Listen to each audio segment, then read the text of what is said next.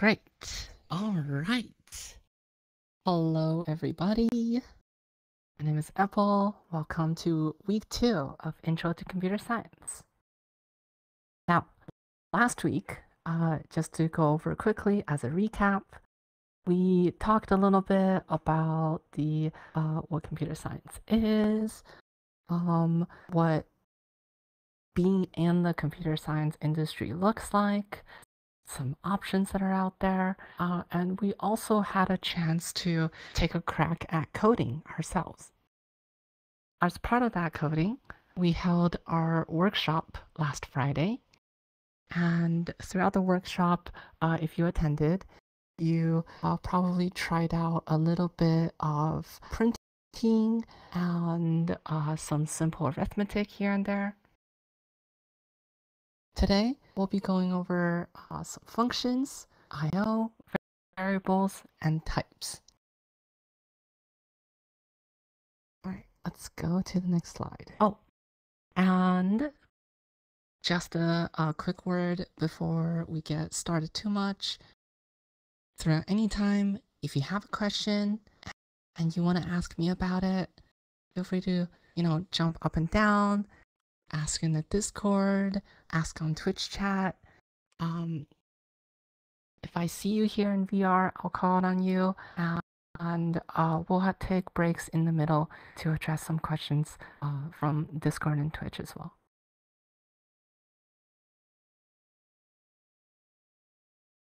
All right, so just a reminder, it's data. Computer science is all about data. We're processing some kind of data and we're displaying some kind of data, we're inputting some kind of data. All sorts of data are being processed in all different types of ways throughout all parts of computer science. We're going to start real quick with variables and types. So, what are variables and what are types? Now, if you had tried out some of the worksheets from last week, it's very likely that you have already written some variables, and very likely you probably ran into some type issues when you were trying to print a string and a number. This is fairly common within programming. We're going to first start off with what variable is. A variable here is defined as an abstract store of value. So another way of thinking about what variables are is having a name for a container to store some type of data that you are thinking of.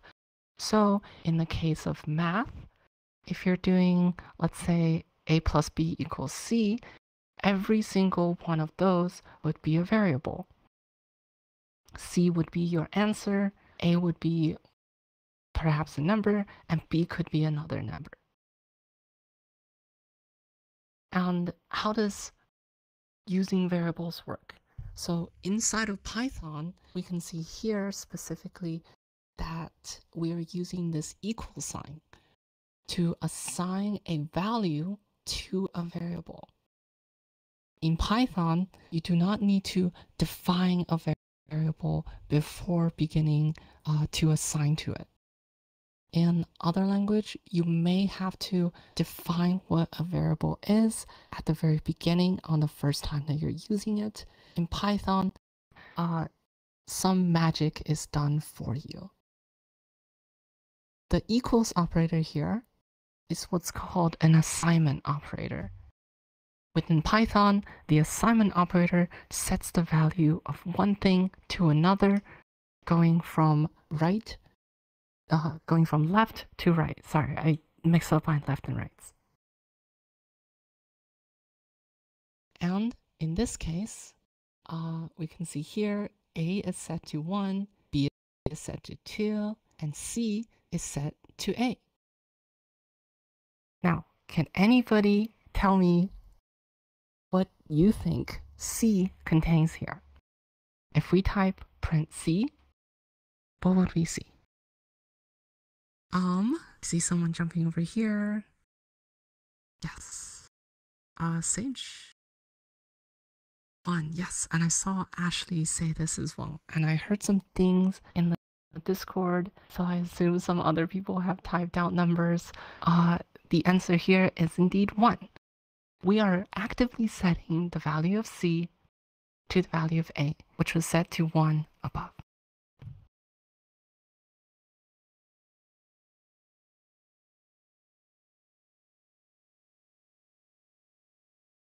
Okay, next slide. So internally within Python, each variable contains what we call a type.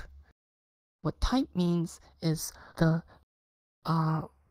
value, the type of data that can be stored by this variable. Now, not all types are created equally. Many types within computer science, such as integers, strings, floats, and lists, are very constricted in what type of data can be stored inside of them. Within Python, this typing is done for you dynamically through Python's interpreter. As you say a is equal to 1, Python will assume that you want to set a to become an integer.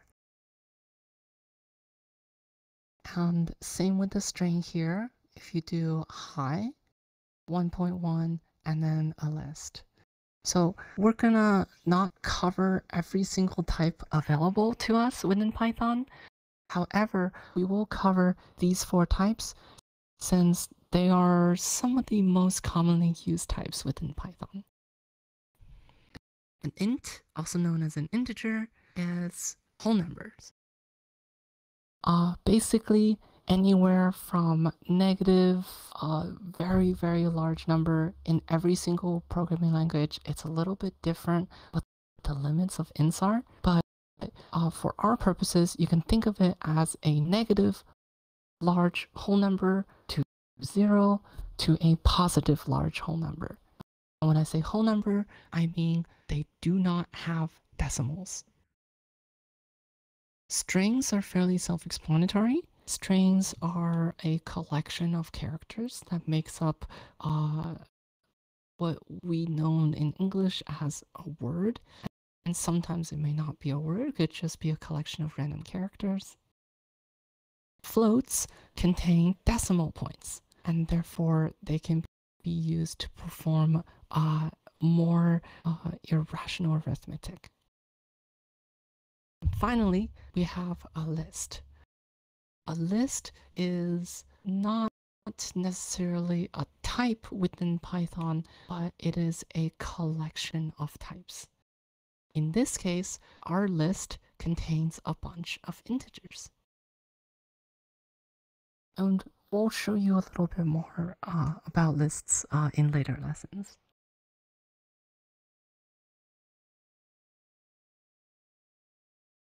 All right, how do we know what types are what? So within Python, we are provided this handy-dandy function called type. When you have any variable that you are already using and that variable has a value inside of it, you can ask Python to give you its type. So in the first case, we have we set a is to 1, and we ask Python, what type did you set this value to be? And in this case, we will get back integer. For the second one, we'll get back string. Third, we'll see a float, just like the last example. And can anybody tell me what the last one will give us? We are setting a to this bracketed object 1, 2, 3, 4. Does anyone remember from the last slide? Feel free to just type it out or jump around. Yes. A list. Yes, very good. So in this case, we will have a list, and more specifically, we will have a list of integers.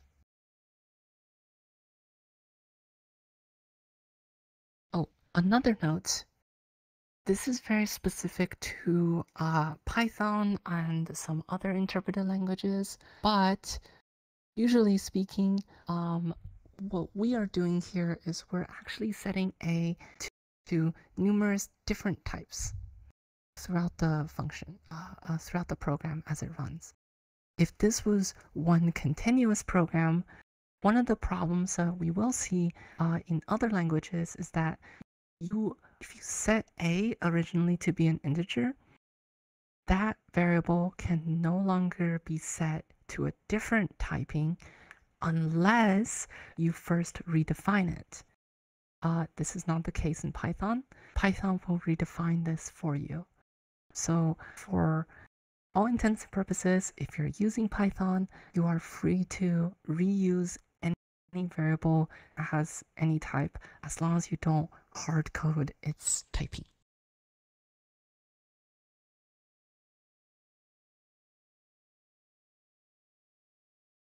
All right, let's see how we can mess around with some types. So this is very interesting here. Every single type provides you a function that allows you to do some type of conversion from one type to another. So in the simplest example here, let's say we want to convert an integer to a string so then we can properly print it out later, adding onto other strings. Here, you can see the typecasting is being done right here. B equals stir A. What's happening here is when we call the stir function will take a look at A, and the stir function will realize, okay, A is an integer. And within Python internally, a process will be formed to convert that integer to a string. The exact process I will not go over here because it's a little bit complicated, but what we get in the end is we will receive a string value of A. And in this case, B will simply become the string value of 1 from A. Now, if we run this function, something very interesting happens.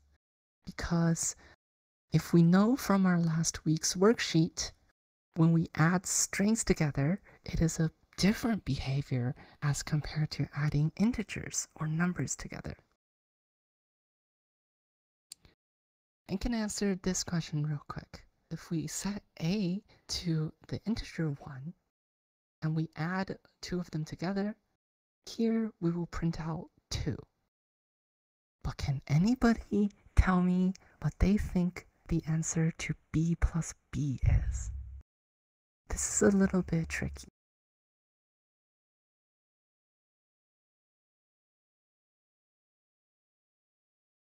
Ah, very good. Okay, I see in the audience that Reborn Ranch has answered 11. And that is correct. In this case, 1 plus 1 does indeed equals 11. It's intuitive once you realize what happens with typing. What happens here when we perform B plus B is that we are not actually adding two numbers together. But in fact, we're adding two characters. So think of adding the word hello to the word world, which will equal hello world. Anybody have any questions on this one? I know we put this example here because typecasting can introduce some somewhat unintuitive behaviors.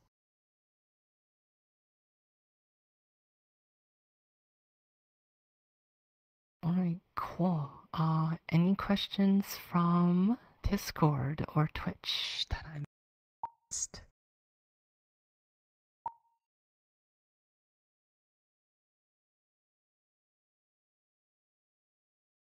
Oops. I just accidentally closed Twitch on my end. Okay. I'll just rely on some other people here to let me know.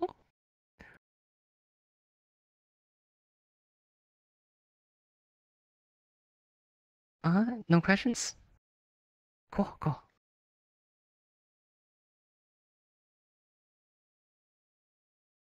Alright, let's move on to input and output.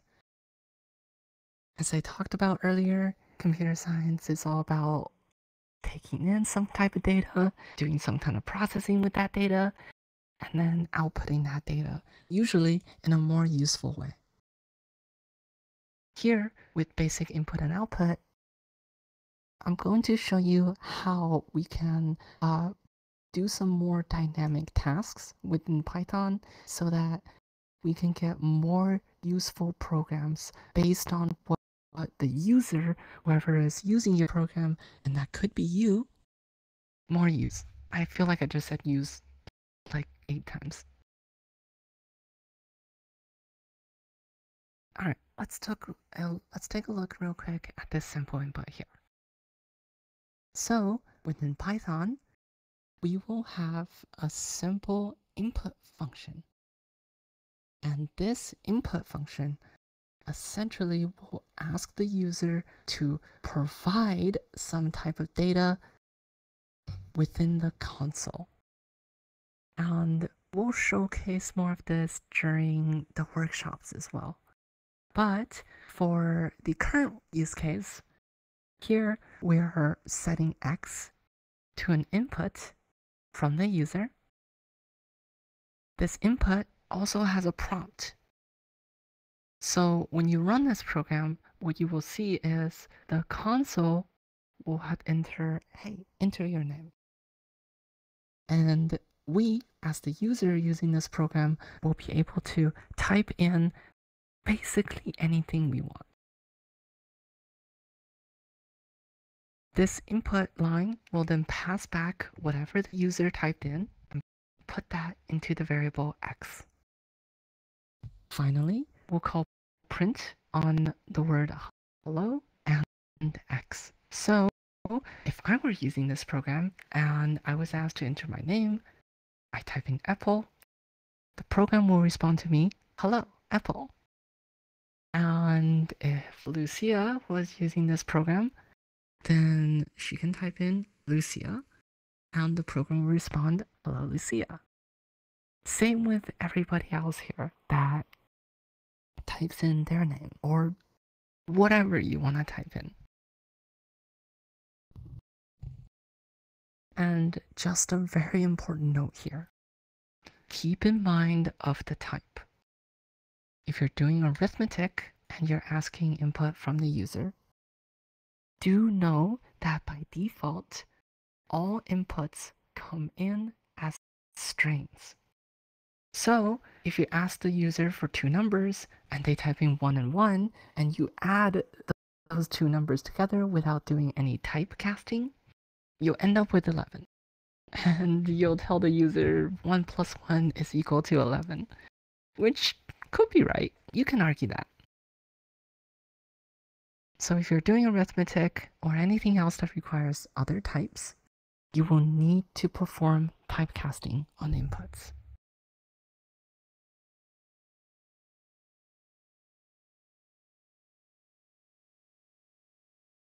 All right. Here is the meaty part of today's lecture. Functions are a very, very, very big part of programming. Let me go to the next slide real quick. So, what are functions and why are they so important? In essence, a function is defined here as a set of instructions that can be repeatedly used. Why is this so important to us? Well, at the end of the day, when you write code, if you are working in a collaborative environment, either with friends or at work, or maybe even as a class group project, it's very likely that other people are going to have to read your code. And in the future, you are also going to have to read your code. Functions allow you to take part of a functionality within your code, abstract that out into a name and a call, and reuse it repeatedly over and over and over again in the future. This is very important here. And the reason why it's so important is because if we don't use functions, then one of the problems that you can see in programs that don't utilize functions properly is that a lot of code are copy pasted. And when a lot of similar code are copy pasted, it becomes extremely difficult to understand what the code is doing. Is there a way that you can write code and very complex code without the use of any functions? The answer is yes. However, you'll find it very difficult to understand that code much later on, even if you have written it yourself. Now, within Python, we already have a bunch of functions that are built into Python that you may have already be using. If you ever written a line that said print, you just used a function. Print is one of the most basic and used functions within Python. And simply it takes whatever input and it will return that to the user within the console. Now, here, throughout this lecture, I'll be teaching you how to define your own function and how to use it properly. When we write any function name, you'll notice here we are calling print function. Anytime you execute a function, it is called a call. A function call basically will tell your program to, hey, now during this step, go to the function that I have defined or someone else have defined and execute the set of instructions within here. And the syntax here is exactly as you see. The parentheses here are extremely important for a function call. Anytime you make a function call within Python, the parentheses are needed in order to mark the beginning, in order to mark the call. And if the function requires any inputs, the parentheses also mark what is inside of the function or what you have inserted into the function. Let's take a look real quick at how we can define a function.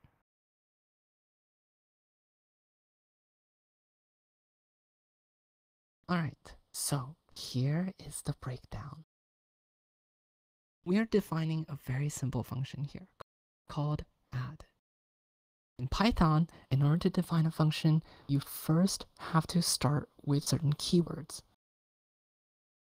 For Python, it is the word def, shortened for define. Defining a function means we are creating a function within our program that we can call later. By saying def, we now have to provide a couple of things in order for the function to actually be properly defined. The most important thing is the name, and also the hard thing. You'll find it to be fairly difficult to name certain things within computer programming as you get further down the line. But here, we're defining a simple function, add. Within the parentheses, that is where we put our parameters. Parameters within the function are known as inputs. These parameters, by receiving different inputs from the outside world, we can perform a same set of instructions to different inputs of data. So in this case, if we perform, because our add function is meant to add two numbers, A and B, we don't really care what those two numbers are.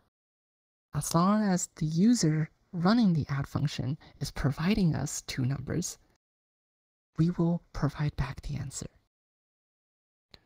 Moving on, we also have the return type.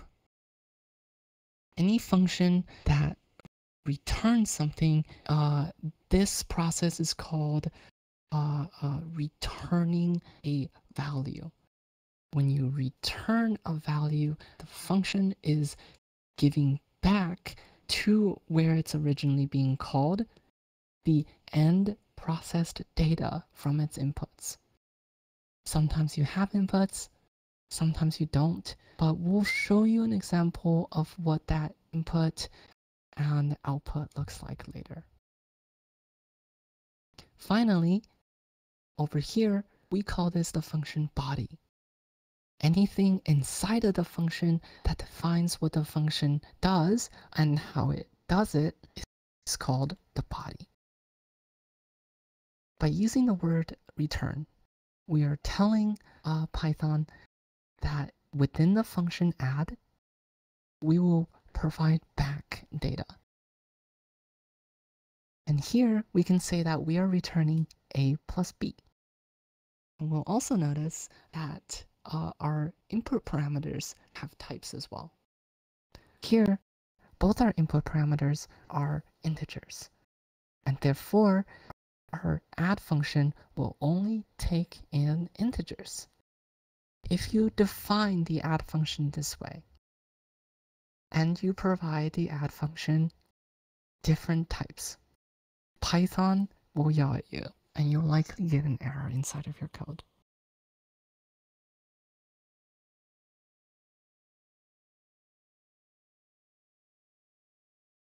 All right, let's look at another function real quick and how it's being used. Here, we define a function called sayHi that takes in a parameter called name. Notice that this function is defined a little bit differently compared to the function that's being defined on the last slide. Most importantly, the types are missing. We no longer have a return type, and we also no longer have a input type. Oh. Sorry, someone's floating over.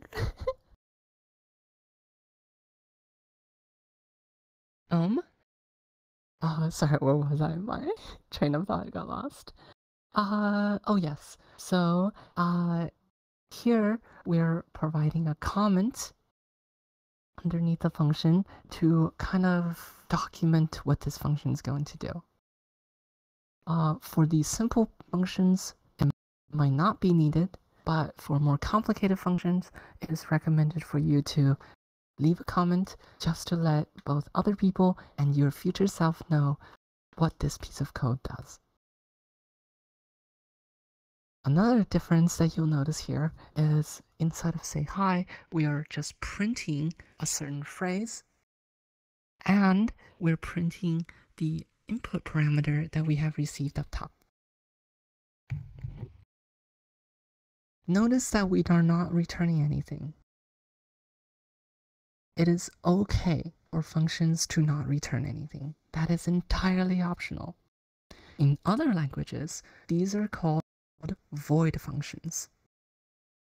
Void functions, no worries. Void functions don't return anything, but they usually do something.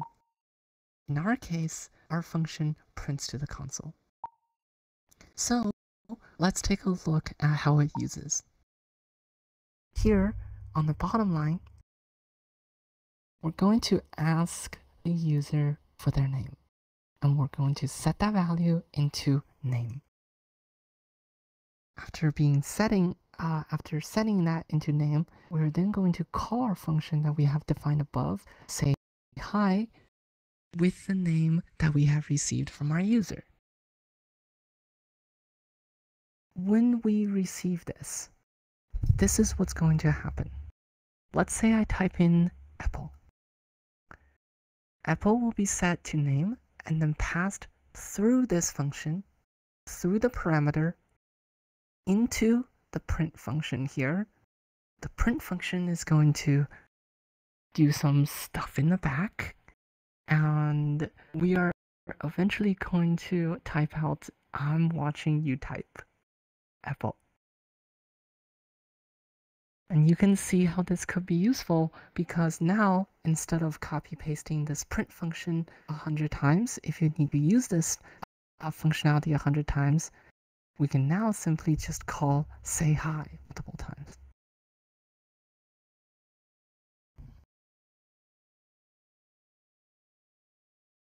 Alright, let's move on to our last example. This is our most complicated example, and what we want to showcase to you here is what it looks like to utilize return values. Again, we have our definition up top. It's the same add function as we saw before in previous examples. But what is this doing here? This function call on the bottom looks a bit complicated, but we can slowly break it down. Now, just a note real quick, in production, okay, if you're working for someone or you're doing your own project, please do not write it like this.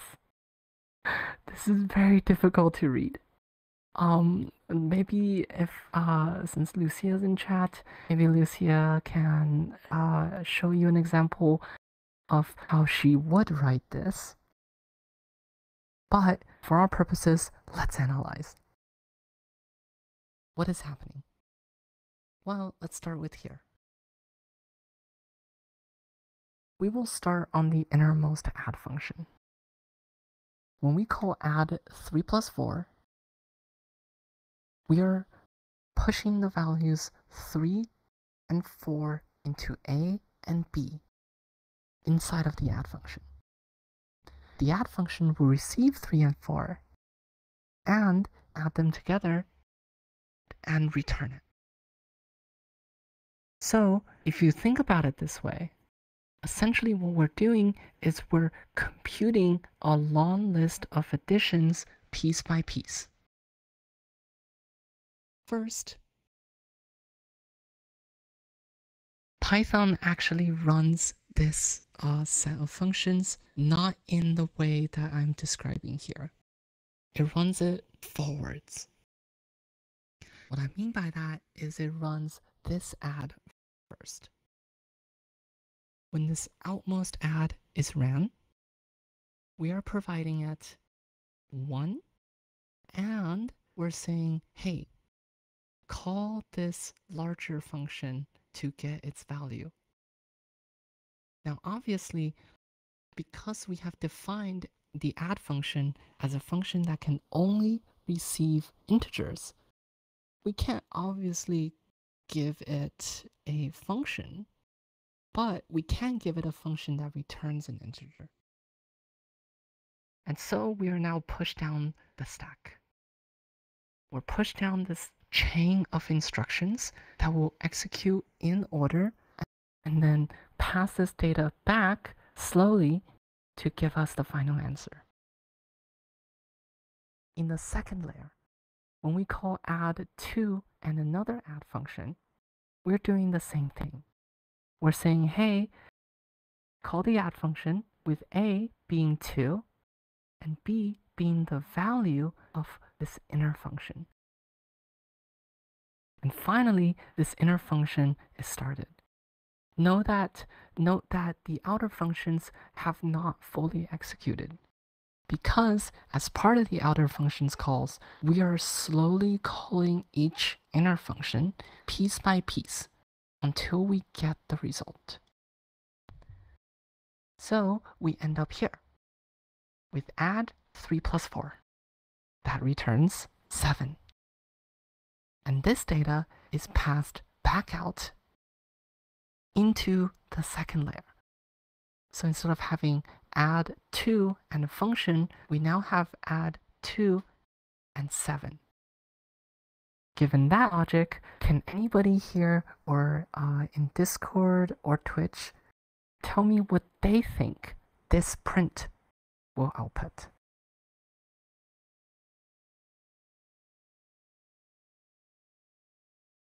I see someone jumping here in the audience. Yes, 10. that is correct. Essentially, we are performing a long chain of addition, starting with 1 added to 2, then 3, and 4. The order that is being executed is not exactly as you see here, but the order that is executed is as I have explained before. Okay, I know that was a lot. Functions in Python or functions in general are some of the most important core fundamental concepts to understand. So hopefully we have given you enough examples to give you a basic idea of what functions are, how you can use them, and how you can define them within Python. We're going to open this up to some questions. If you have a question, feel free to type it out in Discord or Twitch, or you can raise your hand in VR chat or jump, or type it out into a text bubble, some way so I can see that you're trying to ask a question.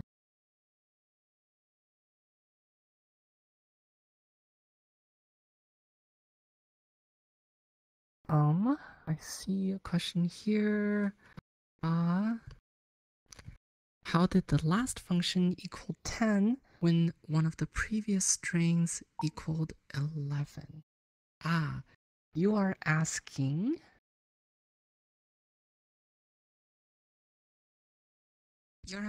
how this ended up as 10 when we had.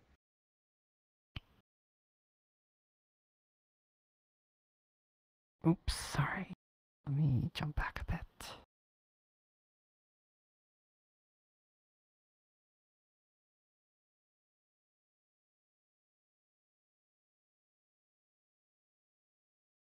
Is this the one that you're referring to, where we got 11? B plus B? Yes, so this one was 11 because we are calling this print function with different parameters.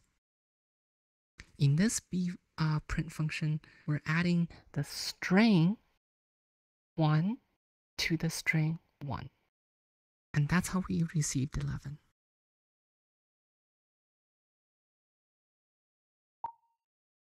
Meanwhile, in this example, you can see that we're providing an entirely different data to begin with. And here, we're providing the numbers 1, 2, 3, and 4 to a bunch of add functions, which then results in a different number. Yep.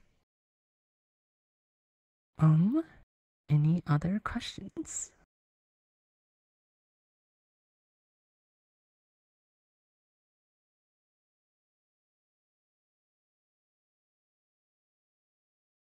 Either I was very good at explaining this, or everyone has fallen asleep. And I'm hoping it's it's the former. Any questions from Discord or Twitch? First one. I try to go into a little bit more detail here because having this fundamental understanding of functions is very important in the future. Yes. Question over here. Yeah, I've got two questions actually. The first one Go was for it. when you were listing out the different like data types. The list one, is that also, is that the same as array as it's called in other languages? So let me jump Yeah. back Okay. to the slide.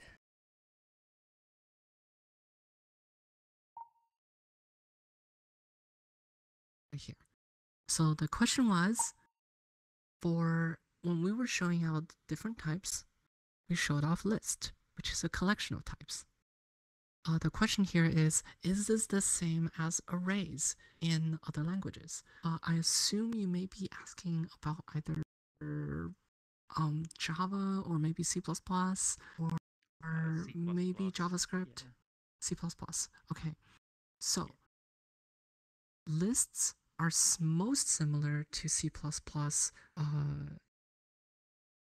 vectors, not arrays. Right. Okay. And the reason for that is because lists inside of Python are dynamically expandable.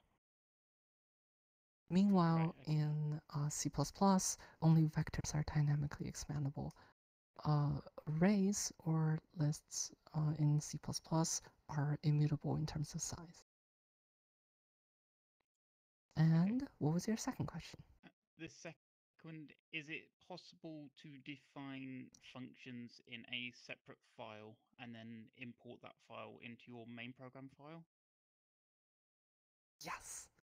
Good question. So the question was, is it possible to define a function in a separate file and then import that into your main file? And the answer is yes. Yes, you can. And the way we are going to do it within Python specifically is what we call modules.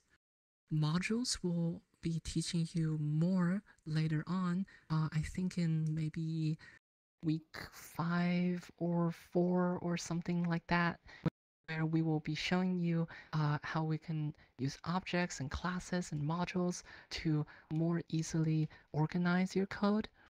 Because I know having everything inside of one file is not the most readable thing. So sorry for the long answer. Short answer is yes, and we'll show you how to do it later. Right, that's all. Hope that Thank you. answers your question. Yeah.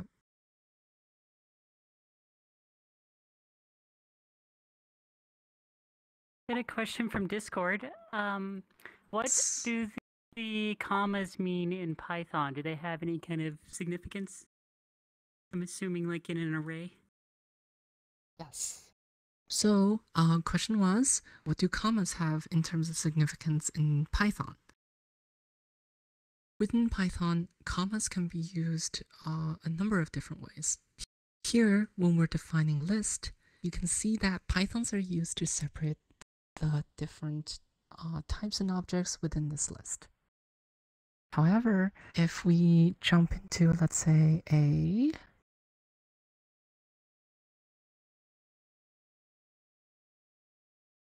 function definition, you can see here that commas are used not only within the definition, but also in the call to separate parameters as inputs from each other or objects as inputs from each other. Basically, commas are used a lot. And the way it's used is a little bit different in all different parts of Python.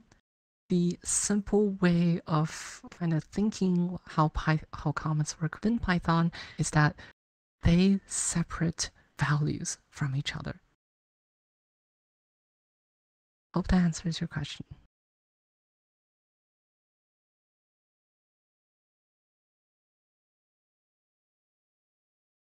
Okay. I believe we may have some time for a couple more. Yes, over here in the middle. I actually had a question about this one specifically. Would you ever have to write that last part where it adds up to 10? If that makes sense. Would you ever have to write, oh, so are you 'Cause you said it's asking confusing. specific? Sorry, could you rephrase the question? I'm having some trouble understanding. Would there ever be a point where you'd have to write something like that? Okay. So the question was, because I specified that this isn't really a good way of writing functions like these, there are better ways out there. The question is there a time where you would be writing out something like this? And I think off the top of my head, anytime that you're calling, like in this case,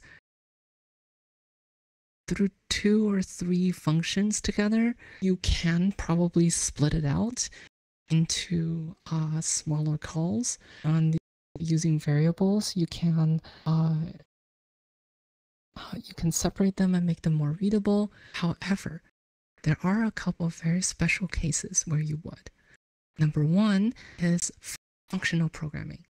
In functional programming languages like Lisp and Erlang, this is the main way you would program. And it involves calling a bunch of functions within each other, hence why it's called functional programming. Another reason that you could be doing this is to save memory. In certain applications where it's very important to save memory and it might not make sense to create intermediary data, instead of having a variable to store that data, we could just pass that data like directly in. However, in modern days, modern compilers and sometimes even interpreters will perform some sort of optimization so that you don't have to worry about all these memory management. And these things do their job quite well. The answer to your question, I think overall, is try not to. I think when it comes down to writing code, reading code that not only you can understand, but other people can understand has become more and more important nowadays as coding has become a more and more collaborative nature. And writing code that is readable by not only you as well as other people that you're working with just makes that collaboration easier. Hope that answers your question. Thank you. Yeah.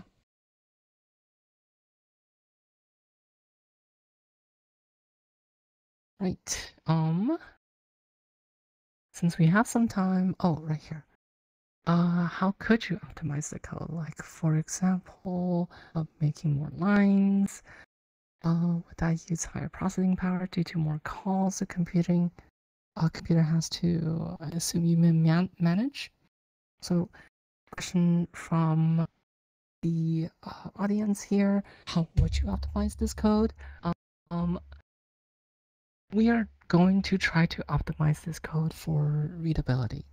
And that involves basically breaking down this kind of convoluted logic here so that it's more simple for humans to read. I can't see the chat right now, but I think Lucia's in there to answer some questions. She will probably be able to offer you a code example of how she would write this piece of code specifically to optimize it. So keep an eye out on the Discord. All right. Do remember that if you have questions, not only specific to this topic that we have just talked about, but you're also free to ask me questions about computer science in general as well.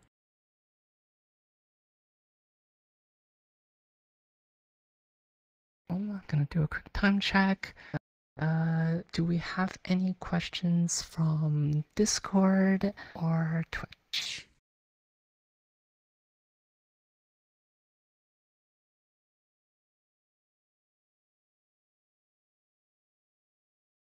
Okay, I don't see anybody here either. I'm gonna give maybe 30-ish seconds, just in case someone is typing something or thinking about something.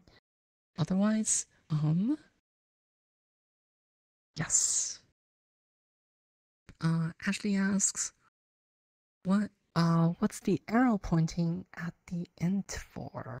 Ah, you are probably referring to this. Is that right? Yes. Okay, so this arrow here specifically notes the return of this function. And as we have seen in the examples here, notifying what return type is for any particular function is very important in keeping your program type safe. By noting that add function here returns an integer, we can be sure that we're not accidentally maybe giving this function, which returns an integer, to another function that may be expecting a string, for example. Hope that answers your question.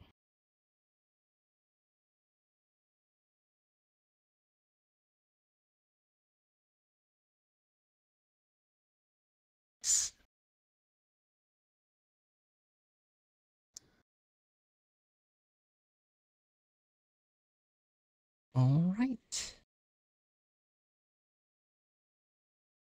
Going once, going twice, and sold. Okay.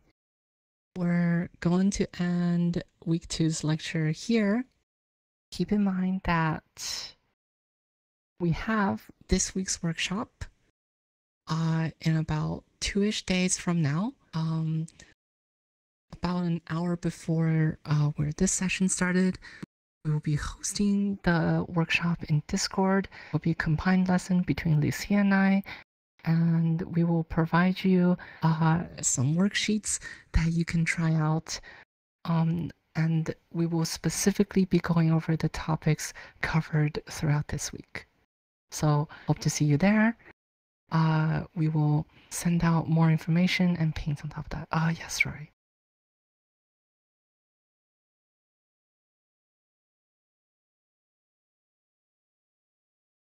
Oh, yes. So another note, because Lucien and I are both located in the continental United States, daylight savings will start to affect us on the 10th. So we will be affected by daylight savings on next week, not this week. But I think the Discord timestamps will probably keep in sync. So do keep if you live somewhere where daylight savings is not a thing, then please keep an eye out in the Discord chat for our announcements, and the time may change slightly for you 1 hour either forwards or backwards. I can't remember right now. Cool. And that's it. If you have any more questions, feel free to send that in the Discord. Otherwise, this marks the end of our lesson. Oh, and one more thing. Double has asked me to tell everyone about Moonlit, which happens, I think right about now-ish. Moonlit Academy is a hangout with dancers and DJs and on some meditation near the end. It's held in the Trans Academy groups. You can find out more information about it within the Discord, and I believe it starts in probably 30-ish minutes or so from now. I'll be there. If you go there, I'll probably see you there. Okay, that's it. See you next week, everyone, and see you on Friday's workshop.